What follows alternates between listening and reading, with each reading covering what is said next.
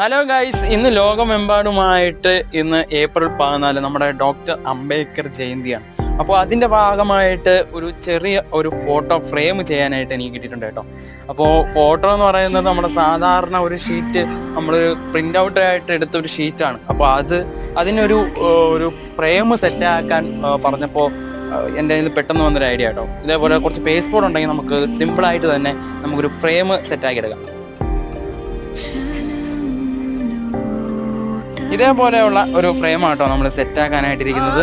അതിനകത്ത് നമ്മൾ നല്ല രീതിയിൽ ഗമ്മ തേച്ചിട്ട് നമുക്ക് ഈ ഫോട്ടോ ഇതിലേക്ക് ഒട്ടിച്ചു കൊടുക്കാം. എന്നിട്ട് നമ്മൾ ഈ ഫ്രെയിമിന് വേണ്ടി കട്ട് ചെയ്ത് വെച്ചിരിക്കുന്ന ഈ പേസ്റ്റ് ബോർഡുകൾ ഒന്നായിട്ട് ഇതിൻ്റെ മുകളിലായിട്ട് നമുക്ക് ഒട്ടിച്ചെടുത്തതിന് ശേഷം നമുക്ക് ഫ്രെയിം സെറ്റാക്കി എടുക്കാവുന്നതാണ് കേട്ടോ.